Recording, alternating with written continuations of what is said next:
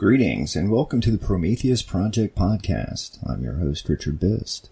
Thank you for joining me on this exploration of creativity.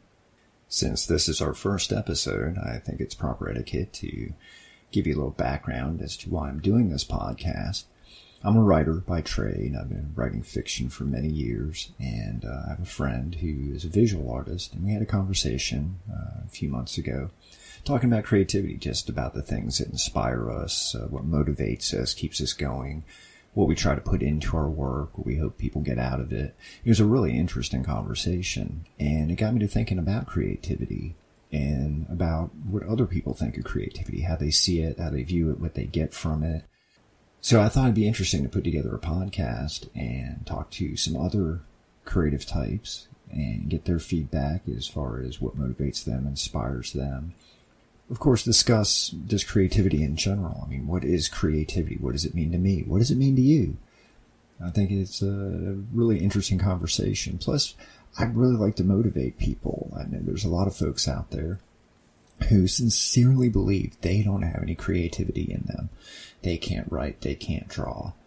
My opinion, that's bullshit. I think everyone has the ability to be creative in some way, shape, or form. They just haven't found the proper outlet for it. So with that in mind, let's start the discussion. So as I mentioned a few moments ago, I'm a writer by trade. I dabble in fiction mostly, science fiction, horror, weird fiction, which for those of you out there who know me, you understand what I mean. I can be a little strange with my writing sometimes, but, you know, it's just exploring those dark corners. But I've always been a creative individual. I've been writing and drawing and making music since I was a kid, and I've just never stopped. I go through spurts where I'm incredibly productive, and then I go through spurts where I'm not as productive. But even when I'm not as productive, I'm still doing something. I'm still writing or drawing or doing something creative. And to me, that's not just this constant urge I have, this need to be creative. It's mental health too. I mean, I keep a journal, which, I mean, I guess journal writing's not necessarily creative, but it is getting the words out of my head onto the page, you know, making my thoughts manifest on paper. And I find that being creative kind of helps keep me grounded. It gives me this outlet for my stress and frustrations and middle-aged angst. And I think everybody should explore that. I mean, that's one of the interesting things right now is there seems to be, at least in the United States, this discussion going on now about mental health. And I think it's so important, especially for men, because I know men tend to not be as expressive with their feelings, myself included. And I find that being creative is kind of like therapy. It gives you an opportunity to get that crap out of your head and onto a page or onto a canvas or into some clay or into a recipe, although maybe not a recipe, that could be gross. The whole point being that I think creativity is tied to mental health. And, you know, you look through history at some of the really fantastic artists that were considered crazy, considered insane. And to me, the way I look at it is, if they were this way when they were being creative, imagine if they weren't being creative. They probably would have been serial killers or something like that. Luckily, they wrote gothic horror or painted really strange, surrealistic paintings. So what it comes down to me is that outlet, that creative outlet, getting things out of your head and onto another medium. Of course, what motivates me is to just create. I always struggled with this idea that, you know, I want people to read my work. And, you know, growing up, you imagine yourself being this famous artist and traveling and book signings and things like that. But I've gotten to the point now that it doesn't matter that much to me if other people see my work. I just want to create it. I don't care if I'm ever rich or famous or, you know, 50 years after my death, I'm discovered by some bibliophile and suddenly my work is celebrated all over the world. Of course, I won't be here to know, so what does it matter? But to me, it's just trying to express myself. And I think it's so important because a lot of people just get caught in these ruts where they're binge watching TV, or they're drinking or going out or doing somewhat self-destructive things when they could be, turning off the TV and picking up a guitar, or pulling out the keyboards, or sitting down with a notepad and a pen and writing a poem. And I think that that's such a much more positive way to spend time than just sitting on the couch in front of the TV snacking. Plus, creativity doesn't necessarily have to be a solitary venture either. It's so easy to collaborate with somebody else. Writers have been doing it for years. Other artists, I know there's some painters that have been doing that. And I've done that myself with my visual artist friend, who for now shall remain nameless. We collaborate on stuff, and it's fun. It challenges us. It pushes us to try something new and to express ourselves in different ways. And I think that's just so terribly important. Which brings me to the fact that there's so many people out there who don't consider themselves to be creative.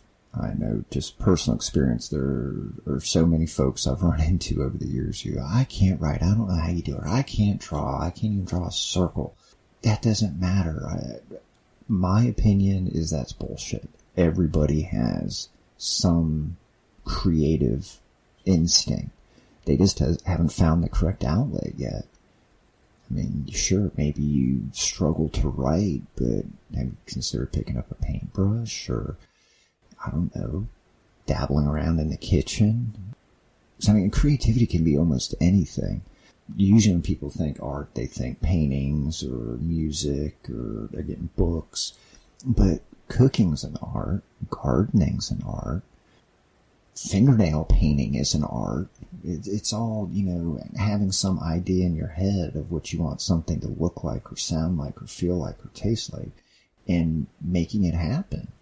That's creativity. And it bothers me when people say, oh, I'm not creative, I can't do anything. And I get frustrated with them. It's like, no, you can. You just haven't found it yet. An example is my partner. For years, she would, of course, compliment me on my endeavors, but she always said, oh, I can't create anything. I'm not creative. And a mutual friend got her to try knitting, and she was actually pretty good at it. And so she's done that on and off. But then, I got her to look at, I think it was a subreddit. I think it's called Reddit Lacaristas. But it's all about fingernail painting. And I showed her that, and boy, ding, bells went off, light bulbs popped, and she just dove right into that. And so every week she's experimenting with her fingernails and doing all kinds of cool designs and stamping, and I don't know all the terminology, but it's really cool. It's really creative, and I'm trying to convince her to let me take photos of them so we can post them and people can see what she's doing and maybe inspire others.